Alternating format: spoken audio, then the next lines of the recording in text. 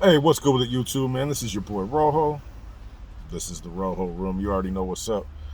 So, man, as you guys seen earlier, man, the homie Gunner, he dropped a video about a Texas rapper who was a victim of an attempted robbery in LA.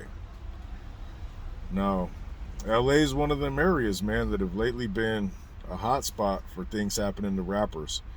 And I don't know if you guys have been following it, man, but in Atlanta recently, there was a big old federal sting operation where, local, I mean, I don't know if you want to call them gangs or whatever. They refer to as a gang, man, but not everything's necessarily gang. A lot of times it's just a group of folks that hang out together and whatnot.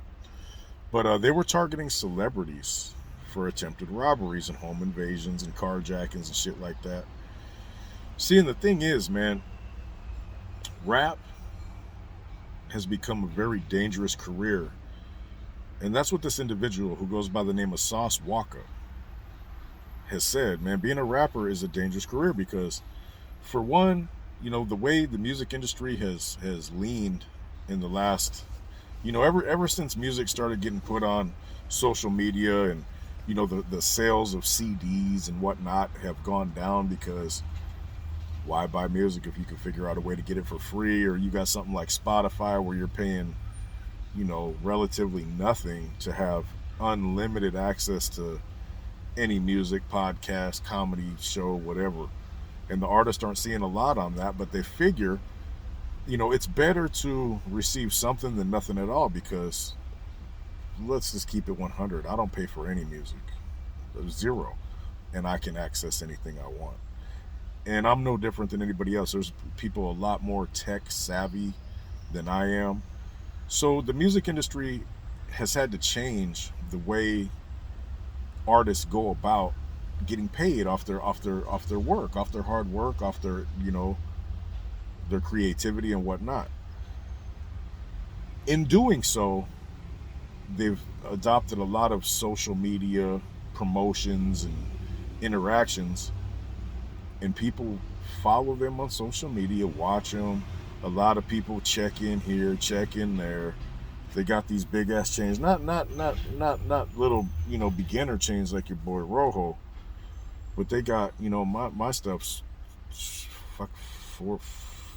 I mean, the price of gold's gone up, man, but man, it's only 5 grand I got on my neck. Man, there's people that got 500K, 50K, 200,000, $150,000 pieces running around. And if you're struggling, you're out there having a hard time making ends meet. You're a jack boy. You grew up robbing folks. Well, that's an easy payday. Because a lot of people in the lifestyle, into gangs, into hip hop, into just life in the city, bro.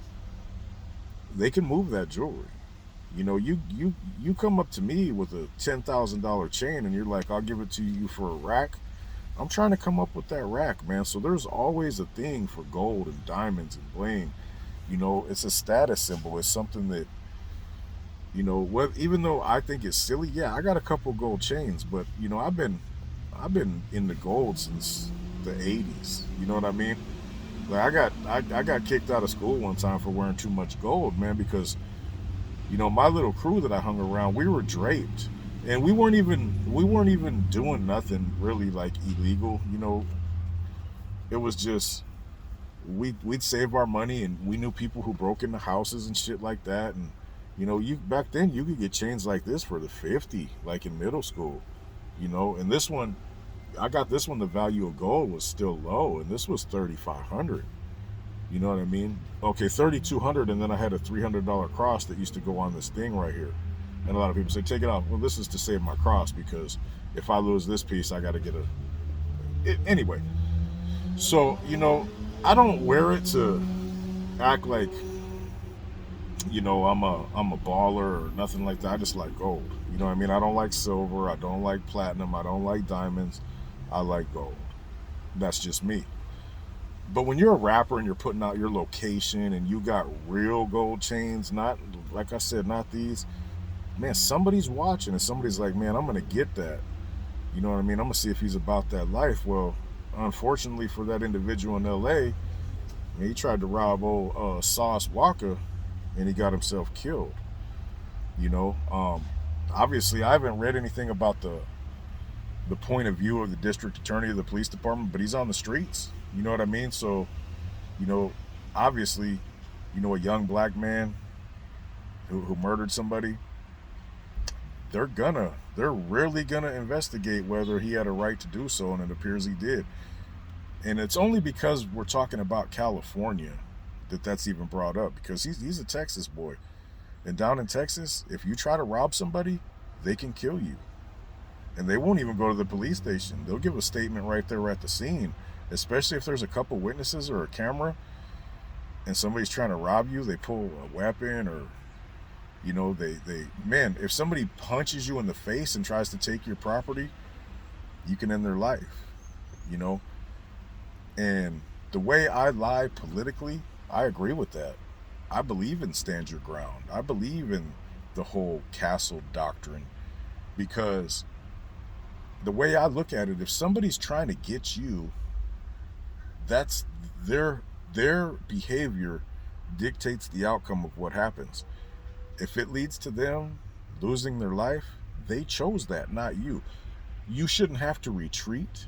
This is my opinion. You shouldn't have to run. You shouldn't have to call the police and hope they're there in time. You shouldn't have to do none of that. You should be able to defend yourself as well as the things you worked for. Now, there's a lot of people that are going to say, oh, well, it's a material thing. It's not important as a life. Well, you need to tell the perpetrator of that crime that. You know what I mean? Not the person defending themselves. If you try to take something from somebody, hurt them, or whatever, you're playing with fire. You know, and California is a real weenie state when it comes to that, man. Like, you know, I've seen cases where people jump people's backyard fence to go steal something and break their foot, and they can sue. What are you doing climbing my fence? How are you going to sue me when you're breaking the law by trespassing? Excuse me. Anytime a law is broke, all that liability and stuff should go out the door. You know what I mean? Because I'll tell you what, if I was legally allowed to pack, if I didn't have any felonies, and you know, I legitimately bought myself some protection, and you try to take something from me, the same thing will happen. And it's not, I don't understand why in Texas and other places like that, you have the ability to defend yourself and your property, your family and whatnot. But in California, you're just supposed to be victimized. What kind of sense does that make? It's the same country, dude. At no time should somebody be having a bad day and try to rob me, hurt me, assault me, some deviant stuff to the women or to the guys. There's people into that stuff too. Should I have to run from you or retreat or allow you to just take whatever you want? I don't know. That's just me. I don't know how you guys feel, but to me, that's crazy, man. You know, oh, just let him have the jewelry. Why? Why should I do that? Why? It doesn't make no sense to me. So I applaud the dude for defending themselves, man. You know, I love the old saying, a good guy with a gun or whatever stopped a bad guy from doing this and that. You know, in Texas, if you wake up and somebody's in your house, or Florida, or any of the states that seem to be in line with logical thinking, you can defend yourself how you feel necessary. If I wake up and you're in my house, that's where you're always going to be there. That's where your last moments will be, in my house. You know, I wish I could legally pack. I don't want to do nothing to nobody, but I'm not going to be your victim. I'm not going to, oh, just take it. You need it more than me. No, bro, that's not logical. You know what I mean? And people in California, they understand, all criminals aren't dumb. Do they do dumb things? Yes. Do they have a way of thinking that's not maybe the best? Of course. I, I'm the same way. I've done a lot of dumb things, and I knew right from wrong, but I also knew the law. I also, oh, that's a dope Lamborghini, boy. Good lord. Um, I knew the consequences for my actions. Criminals know this too. They know 9.8 times out of 10 in California, you run up on somebody on the streets, and especially people you could tell late in the game that are regular people in society, they're not going to be packing. You could break them, you could strip them, man. Give me that, run that in, pocket check. Oh, gracias. You know what I mean? That's what we used to call it, the gracias. When we take something for somebody, man, we'll break them and be like, hey, gracias, and bounce. You know what I mean? In Texas, in Florida, in these states where you're allowed to stand up for yourselves and not be a victim, it doesn't happen as often because, in Houston and in these other areas around here, Dallas, San Antonio, instead of 9.8% people possibly not being armed, it's more like you got a 50-50 chance. When I was a kid growing up out here in the Houston area, and I was, a criminal and shit, my thing was I'd go break into cars. You know what I mean? I wouldn't break your window unless you obviously left something out. I would just walk through nicer neighborhoods, check door handles. If it was open, I'm in your stuff. I can't even explain to you because I never kept track, and I don't want to put 10 on a 20 or take away, but I found over 20 handguns in cars, bro. Just glove box under the seat, in a backpack, in a rifle rack on the back windows. You know what I mean? In the center console. I found a lot of firearms. And it's just different, bro.